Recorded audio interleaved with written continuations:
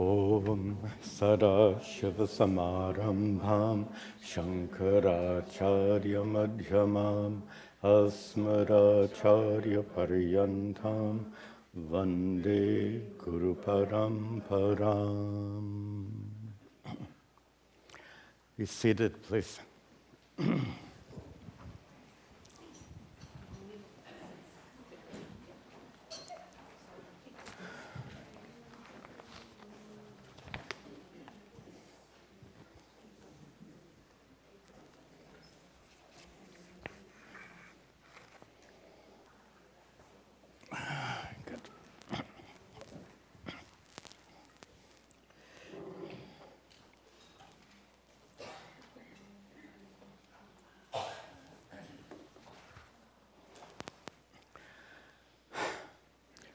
Om Sahana Vavatu Sahano Bhunaktu Sahavidyan Karava Vahayi Tejasvinavadhitamastu ma vidvishavahayi. Om Shanti Shanti Shanti. Excuse me. Sorry. Welcome back. Welcome also to the many students attending this class regularly online. We continue our study of chapter 3 of Uddhava Gita, 23 of Uddhava Gita. The topic of the entire chapter is jnanam, but tricky. When we use this word jnanam in Advaita Vedanta, it doesn't mean knowledge in the conventional sense. So knowledge in the conventional sense is knowledge of something. You are the knower, and something is known to you. That's absolutely inapplicable in Advaita Vedanta, because first of all, the subject matter is not something. The subject matter is your true nature, Atma. Secondly, where you can have knowledge of a thing, you can't have knowledge of Atma because you are Atma. Atma is not a thing that you can gain knowledge of. You can gain knowledge of a chair, of a body, of many things, but Atma is not out there or in here, available to be known as an object. So it might be better to, we call it jnanam because it's the removal of ignorance, the removal of the so-called veil of ignorance that prevents you from recognizing your true nature as Satchidananda Atma, that so-called inner divinity.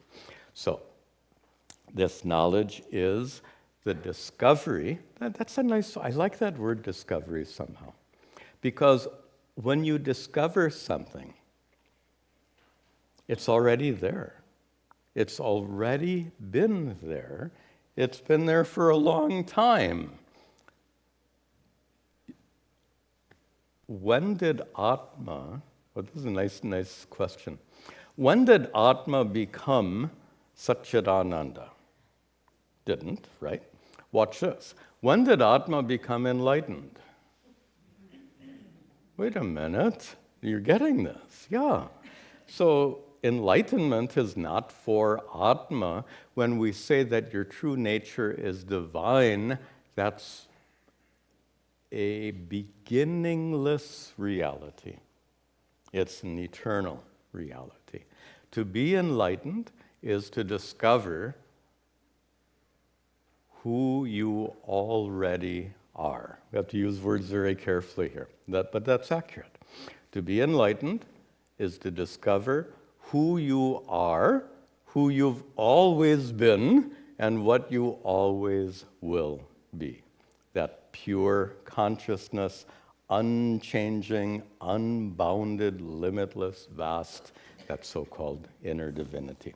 So to make that discovery is to be enlightened, and with that, we can see the next verse in which Sri Krishna describes that condition of being enlightened based on what we've just discussed. This is in the longer meter. Listen and repeat. Samahitai ka ka karanair gunatmabhir. Samahitai ka karanair gunatmabhir. Guno bhaven mat suvivikta dhamnaha. Guno bhaven mat suvivikta dhamnaha. Vikshipyamanar hutakim nudushanam. Vikshipyamanar hutakim nudushanam. Ghanar hupetar vigatay hrave kim. Dhanair tair vigatay kim. In the second line, and mat suvivikta dhamnaha. Talking about one who has discovered. Mat suvivikta dhamna. Mat is a pronoun me, Sri Krishna, describing my dhamna. Dhamman, my abode. One, he's describing the enlightened person as one who has discovered my abode. What kind of abode? Abode? Suvivikta. Separate in the sense of very different. Different than any kind of human abode. Very different because this abode is not out there. This abode is here. It's your true nature. So Sri Krishna, yes, Sri Krishna, Ishvara is everywhere, but that all-pervasive Ishvara is discovered within. This is Advaita Vedanta.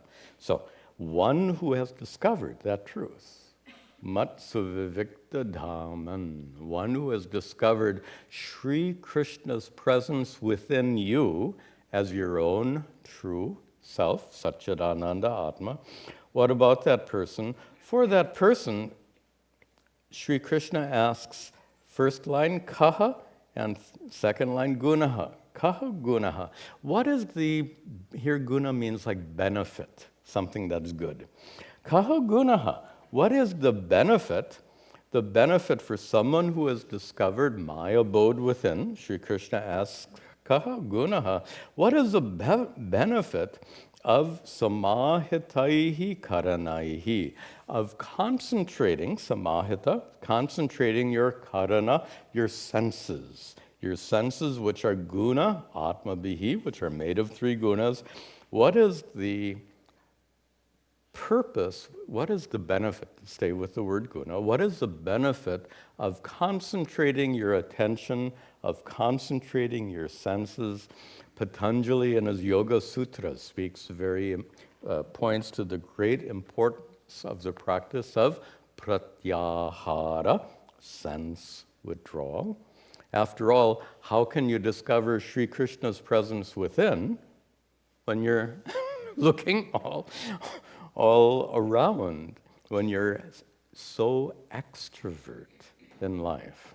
So, obviously, for the sake of enlightenment, one of the very first steps is to control your senses sufficiently so that you can turn your attention within.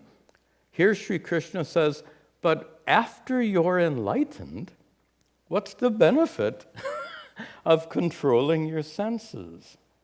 The practice has already been done. Practice is a means to the end, right? So once you've done the practice, you don't have to continue it any further. There is a famous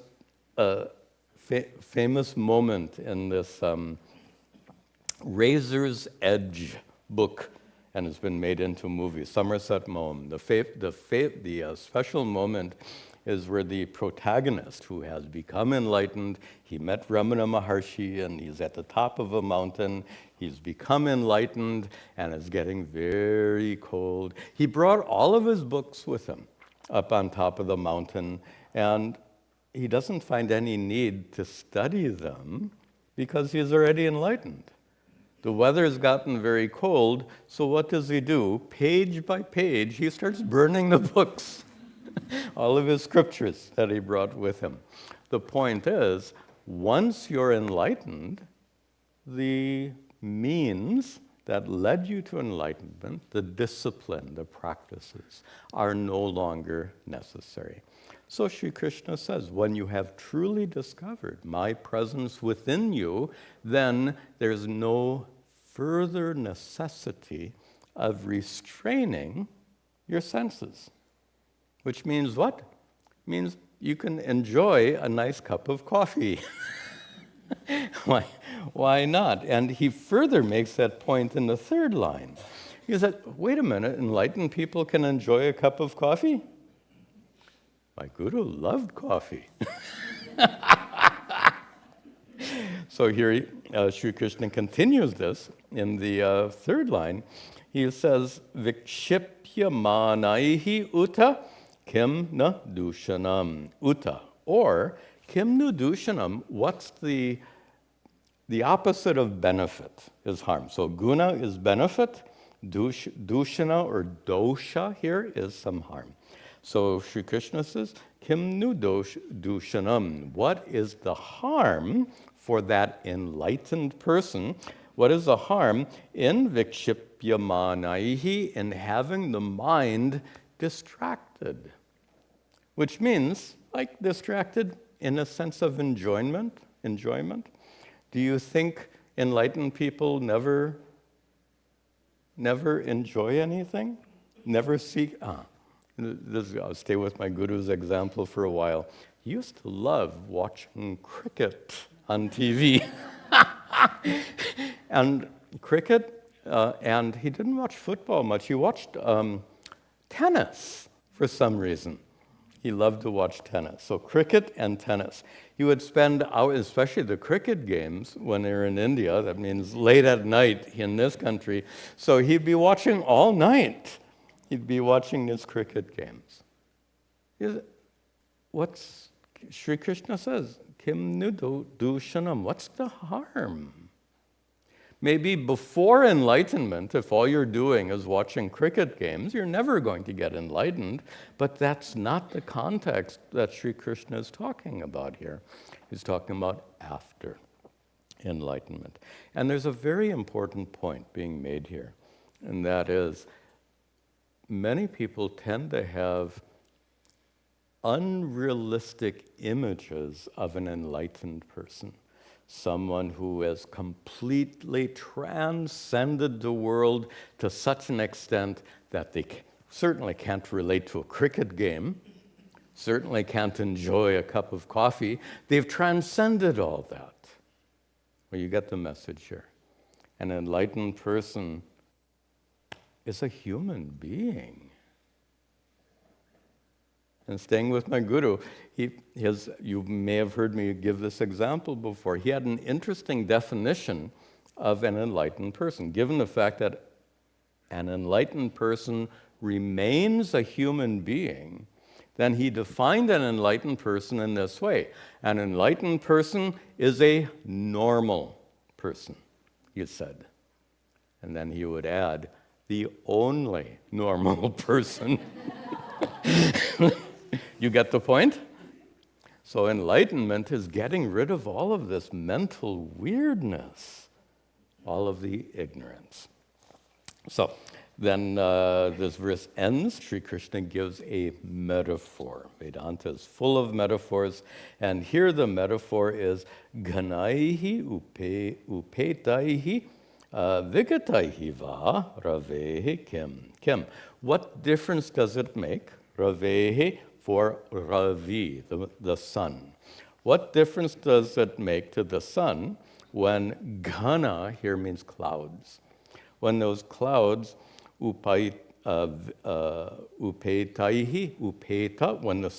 when the clouds come, vigataihi, or when they go.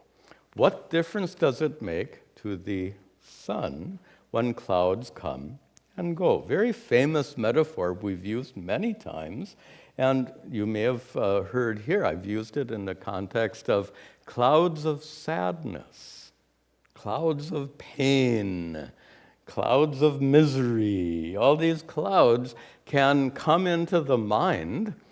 How does it affect consciousness? How does it affect the consciousness that reveals the presence of those clouds of sadness? So, can an enlightened person get sad? Is an enlightened person normal?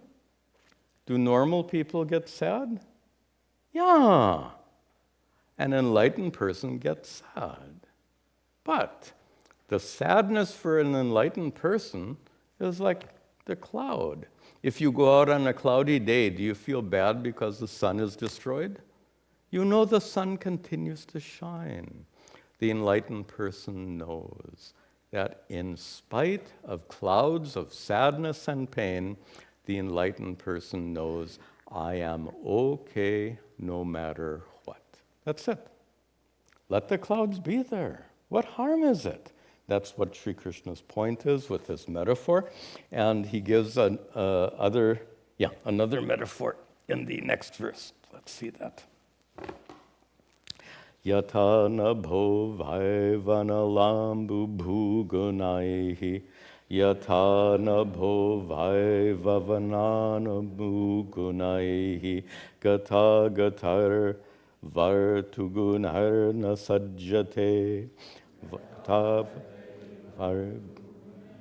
sajjate tataksharam satvarajastamo malar tatakshara satvam aham mate samsriti hetubhi param aham mate samsriti hetubhi param. So here's our second metaphor. First metaphor was the sun is unaffected by clouds. Here the metaphor is nabhas, space. Space is unaffected. Yatha, just as. Nabhaha, space, and at the end of the second line, na sajjate. Space, na sajjate, is not affected. Is not affected by what? Vayu. Air, but in this case, wind. Wind blows, how does it affect space? Does space get distorted? Einstein said that space gets distorted by mass. Maybe so, but does wind distort space? No, it doesn't affect it at all. Nor by anala. Anala is fire. When there's a flame in space, does space get heated up? The air maybe gets hot, and you put your finger there and you'll feel it, but space is unaffected. And then ambu. Ambu is water. So you have to get the right metaphor. How is space affected by water? Water in the form of rain, right? So when it rains, how is space affected? Not at all. And then finally, bhu.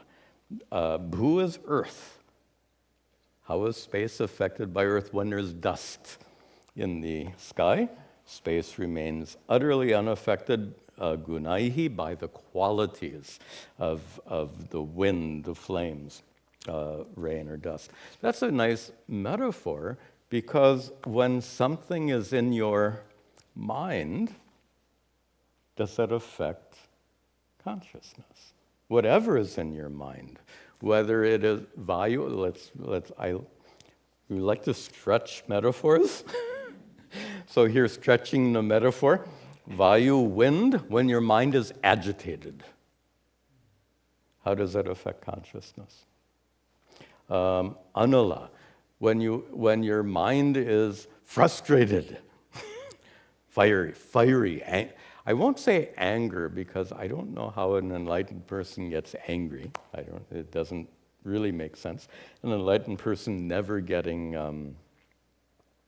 feeling threatened. If you don't feel, you can get angry at injustice. There you go.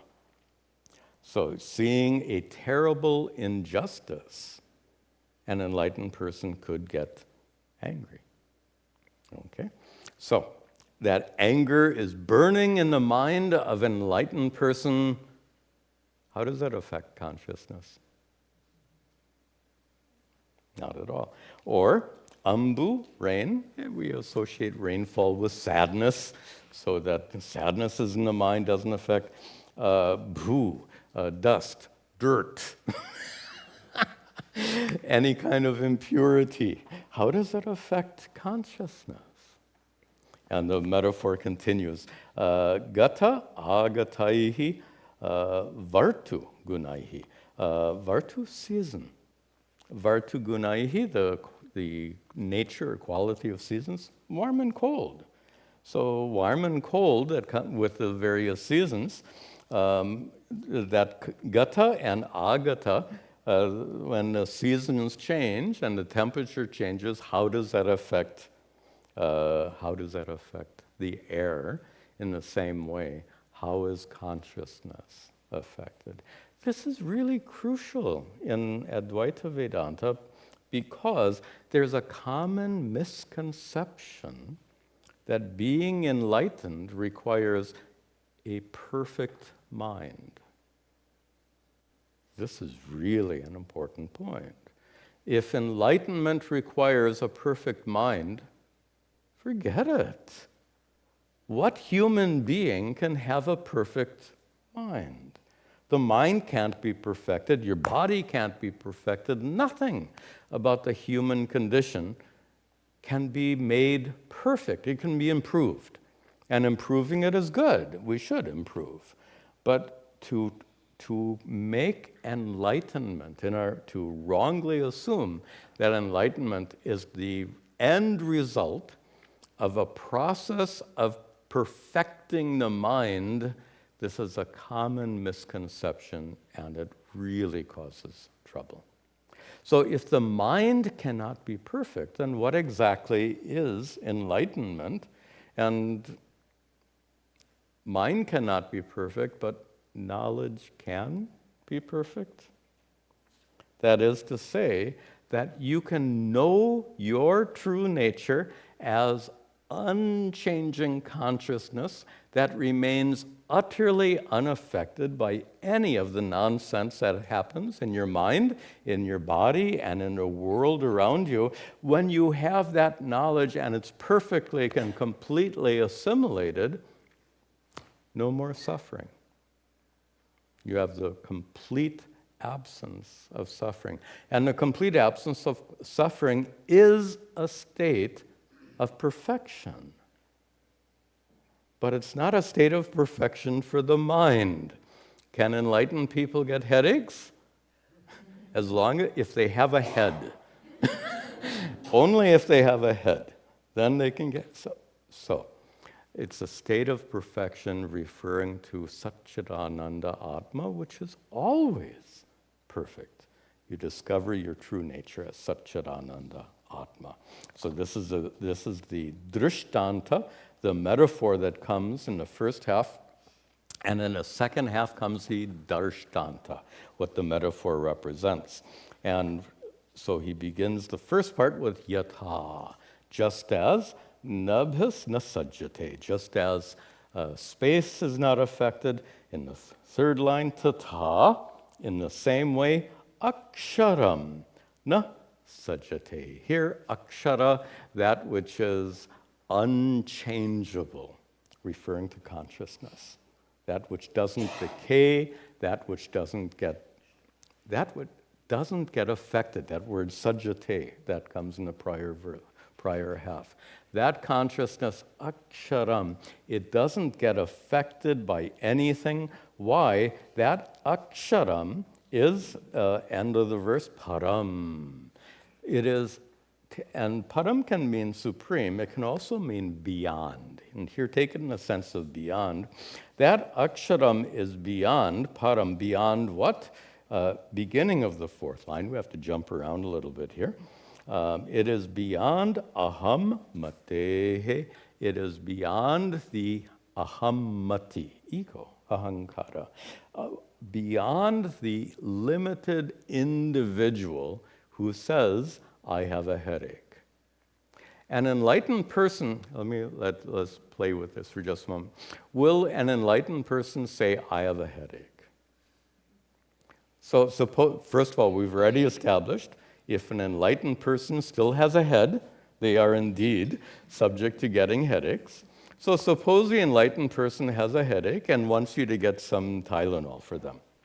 So the enlightened person asks you, can you get some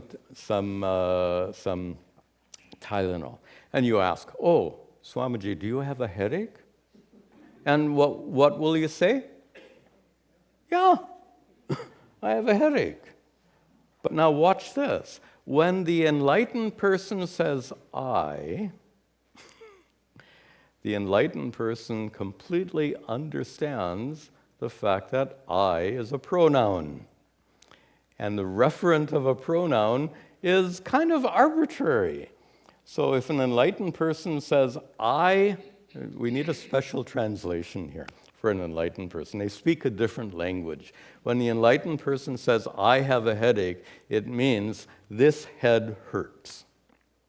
That's what it means. Because the enlightened person knows, I am Satchidananda Atma, unchanging consciousness, and the consciousness because of which this throbbing pain is known. This is the language of an enlightened person. So an enlightened person will use the word I in a conventional way, but without any confusion about it. Generally, I am, look at the confusion, starting with I am male or female. Body is male or female. I'm young or old, body. I am tired or energetic, prana. These are all things we have. It's not who we are. Even if you say, I am agitated or I am calm, those are conditions of your mind. But we use that pronoun I so casually and without proper discernment. Look at the difference between these two statements. I am miserable because of this headache, versus this head is pounding. So I am miserable because of a headache is a reflection of is a statement that expresses my suffering. This head is pounding is a statement of fact. What a difference between a statement of fact and suffering. And enlightenment, which led Pujya Swamiji to define enlightenment in this other very strange way, where he said enlightenment is perfect objectivity. And he meant it in this sense. What do you mean by perfect objectivity? It means a fact is a fact, and why get miserable over facts? So whatever is a political situation is a fact. Why should you suffer?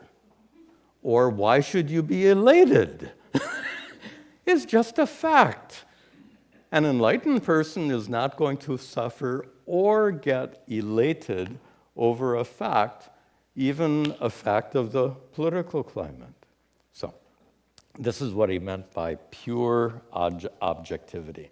So that aksharam, that unchanging consciousness, which is ahammatehi param, beyond the ahankara, that unchanging consciousness, na sajjate, we can use that again in the second half, is not affected by what? Sattva, rajas, tamas, malaihi, by the impurities of sattva, rajas, and tamas. Body is made of sattva, rajas, tamas. Mind, sattva, rajas, tamas. Everything about the human condition, sattva, rajas, tamas. None of it affects consciousness, just as nothing affects space. So this sattva, rajas, and tamas, which is, and drop down the final line, samsriti hetu bihi. The sattva, rajas, and tamas manifest in the form of a human body and mind is samsriti hetu. It is a hetu, the cause for samsriti, samsara, synonym, for worldly life and life after life, death after death. Whatever happens to the body and mind doesn't affect consciousness. So what happens to an enlightened person at death? Nothing, right? An enlightened person is that consciousness. What happens to consciousness at the time of death? You get it. It's just like everything else in life is a fact, death is a fact. Why should you be depressed about a fact? Why should you be elated about facts? When you read a history book and learned that the United States gained its independence from the British in 1776, do you get elated? Or if you're British, do you get depressed? It's just a fact that you get the point. For an enlightened person, it's all facts, and that's why Puja Swamiji said that is perfect objectivity. Then, next. Yeah.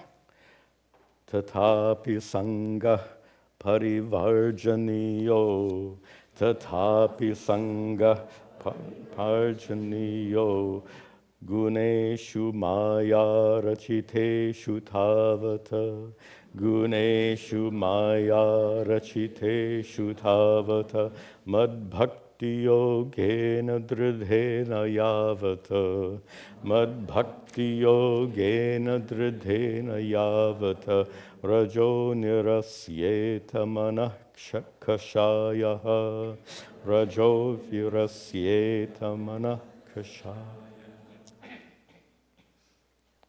We need to introduce this a little bit.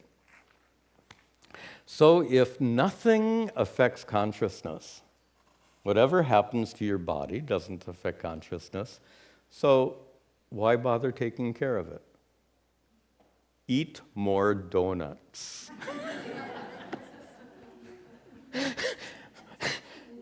Kind of a silly conclusion, but you get the point. If nothing affects you, then who cares? Eat more donuts. If nothing affects consciousness, who cares about what's happening in your mind? Just, what do they say? Eat, drink, and be merry. Good. Wait a minute. That verse was describing whom? An enlightened person? So what we could conclude is, if you really are an enlightened person and you want to eat more donuts, go for it. No harm. No harm to you, consciousness. On the other hand, why would an enlightened person deliberately do something to harm his or her physical body? What is the motive? Have you ever noticed that anything harmful we do to ourselves and others has a motivation driven by desire, right? Whenever we harm ourselves or harm another person, those behaviors, those adharmic behaviors, are driven by desire. And what desire will drive an enlightened person to harm his or her own body? You get the point. So, an enlightened person is free to eat donuts, but why? Knowing that eating too many donuts is harmful to the body. Donuts, of course, represents anything that's part of an unhealthy lifestyle. So, the prior verses addressed one who is enlightened. Nothing affects consciousness. Now, Sri Krishna says, on the other hand, remember he's having this discussion with his cousin, Uddhava, who is probably not yet enlightened. So Sri Krishna says, tatapi, but still, sangaha parivarjaniyaha. Sangha, attachment, and all kinds of desires, parivarjaniyaha, should be avoided. To be more clearly, you may want more donuts, but you shouldn't eat more donuts. You don't need to act on that particular desire. That's why he uses the word sangha, attachment. It's when you have raga, dvesha, and you are driven against your best understanding. Your doctor has told you, no more donuts for you. And what do? So that is sangha, that's attachment. Sri Krishna says, sangaha parivarjaniyaha. You should avoid, if you're not enlightened, you should avoid the attachment that drives you to these harmful activities. You should avoid you should avoid attachment to what? Guneshu, to the qualities of objects, or just to objects, which are maya rachiteshu, which are part of this world of maya. Maya means the world which is not completely unreal, nor is it completely real. So maya refers to this kind of indescribable middle condition. Maya is more real than the elephant in my hand, but less real than my hand. That's the idea, an intermediate state of existence, less real than Brahman, perhaps I should say. So he says, tavat, as long, you should continue to avoid this attachment, being driven by raga and dvesha to chase after worldly things. Tavat, as long as, and that tavat connects to yavat in the next line, as long as, but now go to the third line. As long as, or until, not as long as, until, last line, rajas nirasyeta. Rajas here refers to that driving force of raga and dvesha. What is it that compels you to chase after donuts, to stay with the metaphor? What is it that compels you, maybe not you, but some people, especially children, what is it that compels them to avoid broccoli? Who knows? So what is it that compels you to go after donuts and compels you to run away from broccoli? Sri Krishna says that sangha, that attachment, that drive of raga, dvesha, indicated here by rajas. So until that rajas, nirasyeta, has been removed, you should avoid that attachment. Now, how? And Sri Krishna makes some important teaching here. So rajas nirasyeta, you should remove rajas from your mind. Rajas in a sense of raga and dvesha, these compulsions to chase after what you want, to run away from what you don't want, how to get rid of it. And in the third line he says so beautifully, mad bhakti yogena dridhena. You can get rid of it through mad bhakti yoga. Bhakti yoga, devotional practices to mat, to me, devotional practices which are dridha, very strong, very intense devotional practices to me. This introduces the huge topic of karma yoga, which we'll not get into, but try it like this. everything you eat, we consider to be an offering to the deity within. So what do you want to eat? It's like whatever you offer into a havan kund, into a sacrificial fire, whatever you offer is going to be transported to the gods, the deity is being addressed. In the same way, whatever you eat, this is a metaphor, comes in Bhagavad Gita and elsewhere, whatever you eat is offered to the deity within. So what do you offer into that havan kund? You offer ghee, you offer this samagri, different kinds of seeds and things, but things which are pure and holy. Would you take a piece of trash and put it in that havan kund? You wouldn't think of it. So what are you putting in here? Donuts. Not generally. But just to make the point, right? So if we have that understanding, put it like this.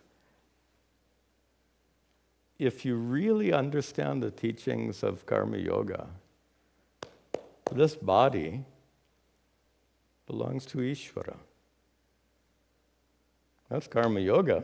This body belongs to Ishvara. So what should you do with this body? You should take care of it, which means putting healthy food inside and avoiding unhealthy food.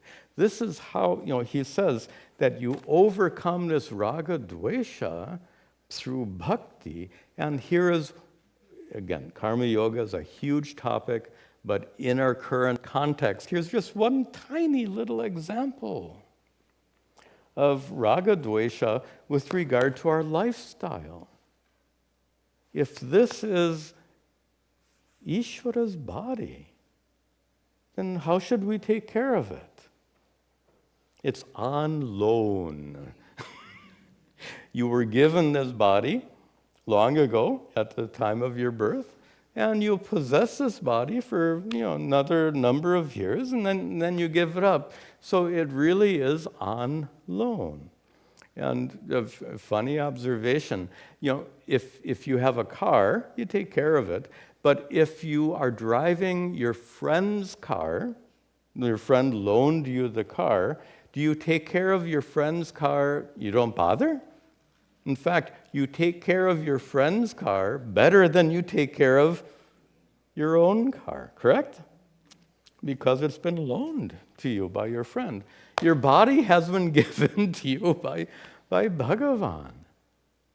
We should give it that special care, knowing that this is a gift of Ishvara.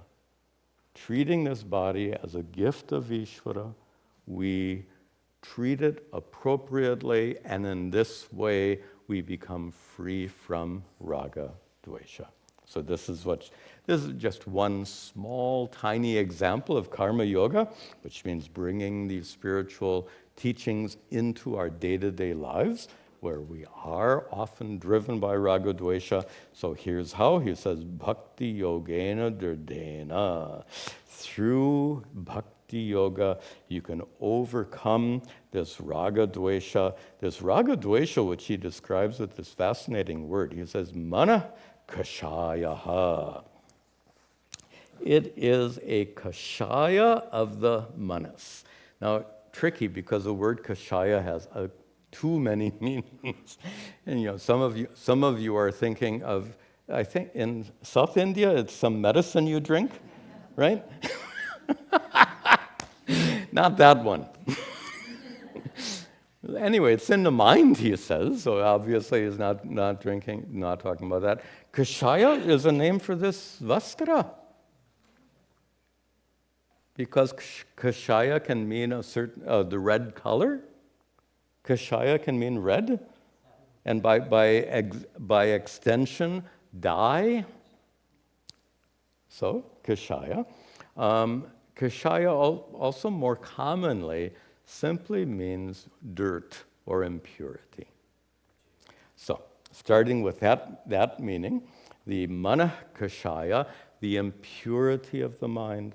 And the impurity of the mind is certainly raga and dvesha, which leads you to do adharmic deeds.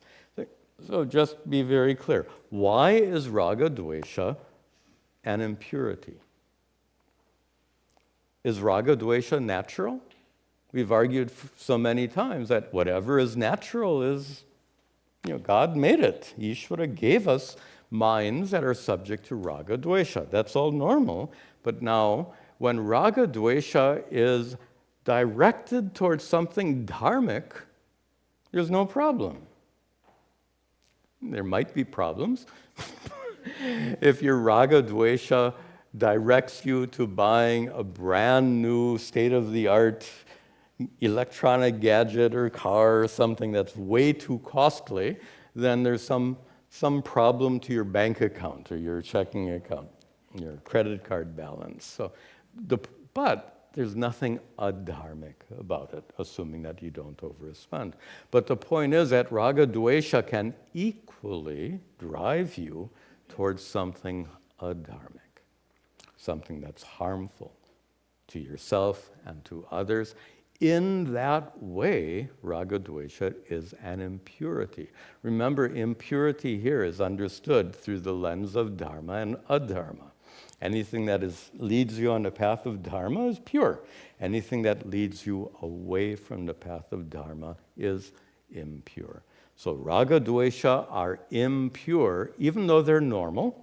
They're impure because they can lead you off the path of dharma, therefore called kashaya, impurity. By the way, the relationship to this dye, kashaya, can also be that which colors something can also be called kashaya. So this clothing is dyed. And the interesting metaphor of dye is this. This cloth has been washed many, many times, and it's still orange. That tells us something about removing impurities.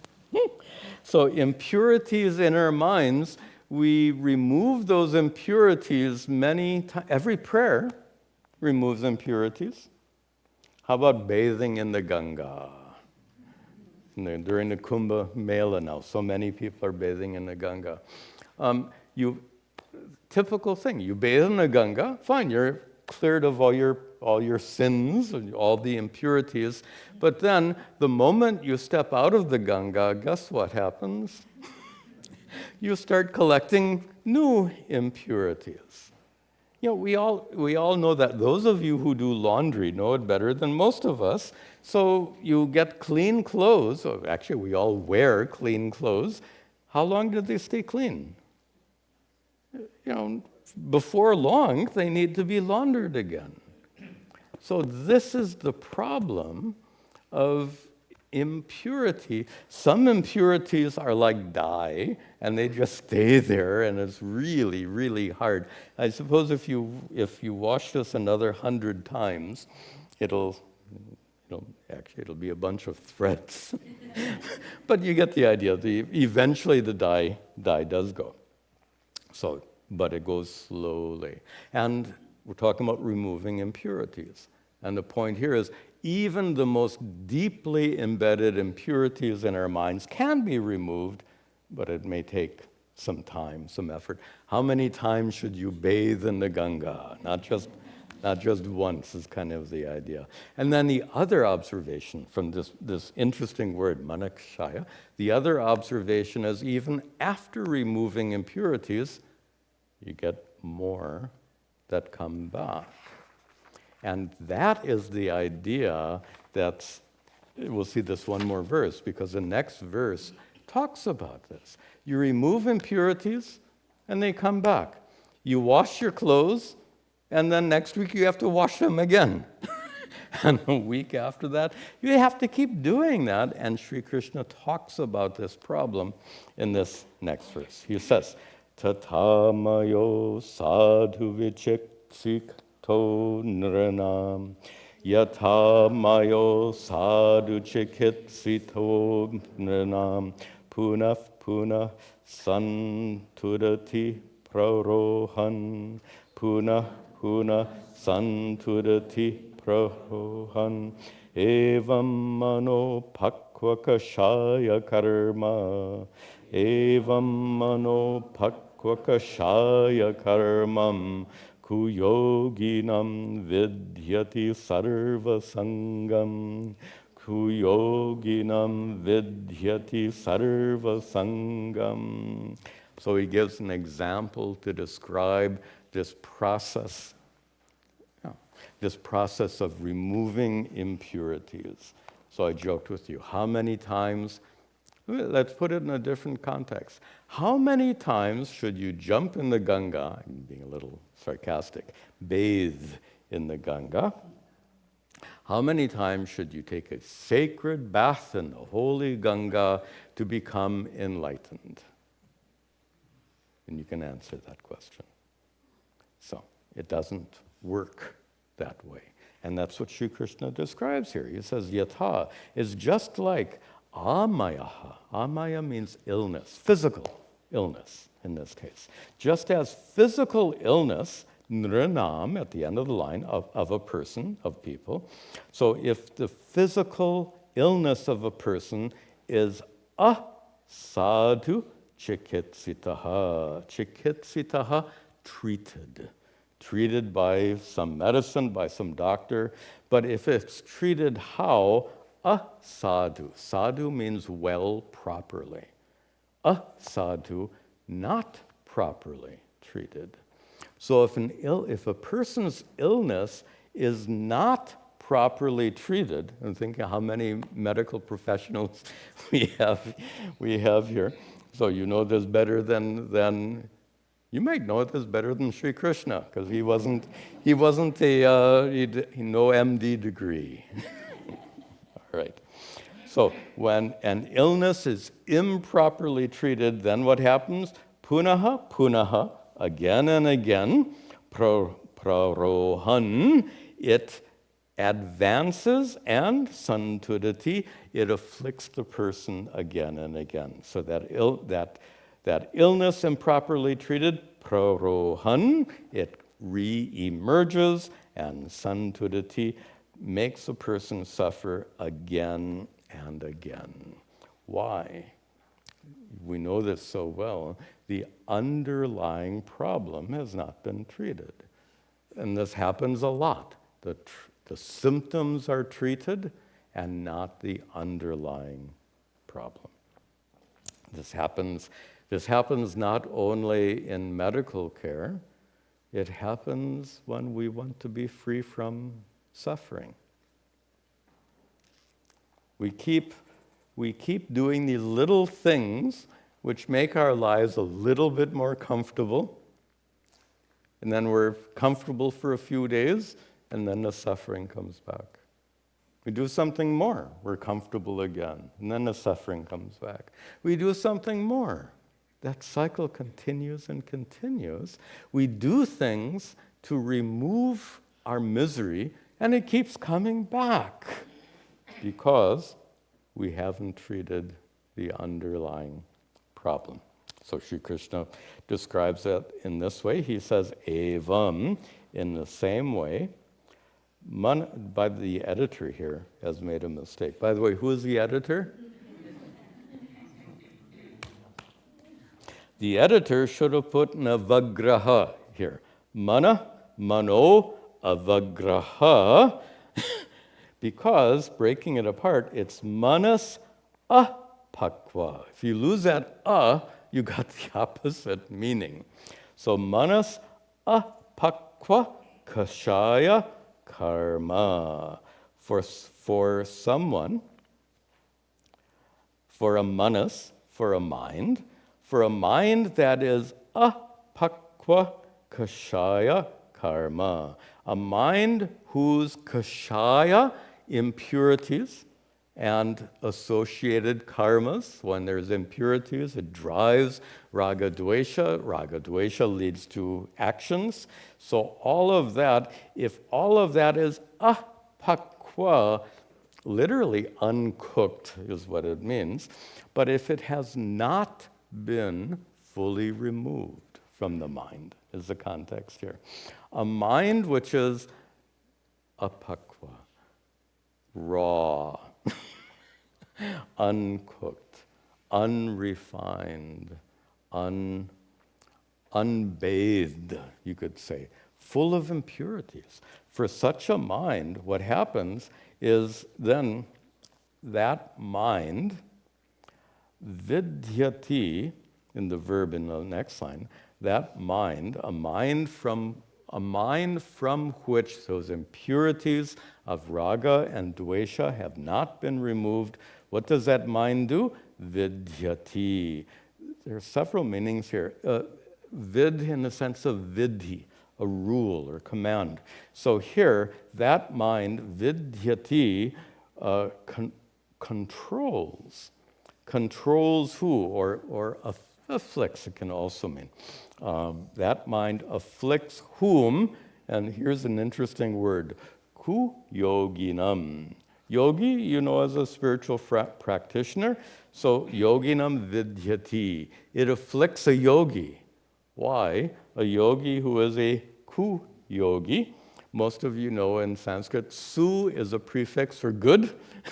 Ku is the other one. So ku yogi means I don't know, maybe a hypocritical yogi, somebody who pretends to do a lot of spiritual practices, and Sri Krishna makes it very clear. This ku yogi is one who is sarva sangam, who is attached to everything. So someone who has yet to undergo a process of removing these impurities, removing the impurity of raga dvesha, the impurities of raga dvesha that Sri Krishna says very beautifully, they're removed through devotion to me, recognizing all this is Ishvara. Just a final statement. If you get it, all this is Ishvara, how can you get away with an adharmic action? How would you even consider doing an adharmic action if this body is Ishvara? You're not going to do an adharmic action. If your mind is Ishvara, you're not going to criticize. You're not going to belittle yourself. If your obnoxious neighbor is Ishvara, you're going to shout at him? If your angry boss is Ishvara, I told myself long ago, stop picking on mothers-in-law. So it's not fair, right? It's not fair. So it's really, this is traditionally, this is the joke everyone tells. It's not fair. Come on. But if you really get it that all of this is Ishvara, how about the planet?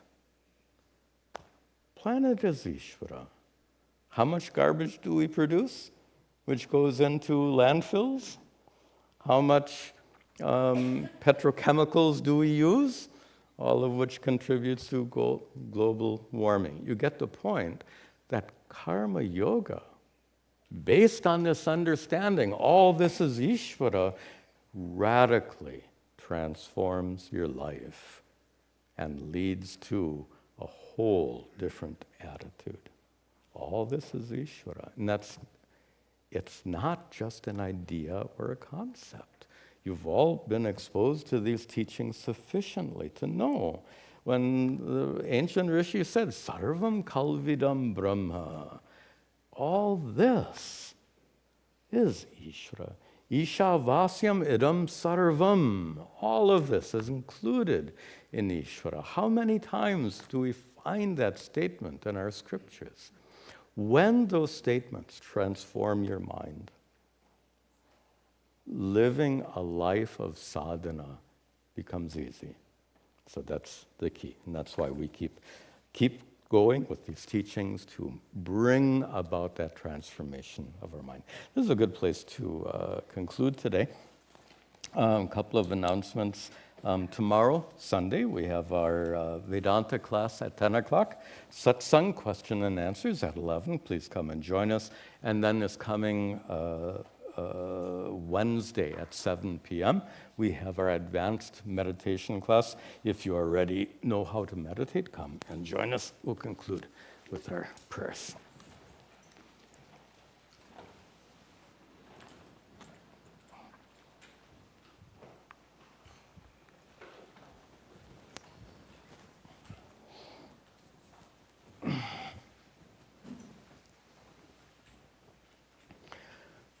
Om Gananahan Tva Ganapatigam Avamahe Kaving Gavinam Upamashravastamam Jeshtarajam Brahmanam Brahmanaspataha Nashranvan Utabasira Saranam Om Mahaganapataye Namaha Ishvaro Gurudhatmeti Murti Bheda Vibhagine Vyomavad Vyapta Dehaya Dakshina Murtaye Namaha Vasudeva Sutam Devam Kamsa Chanuramardanam Devaki Paramhanandam Krishnam Vande Jagadguru Om Sarve Bhavantu Sukhinaha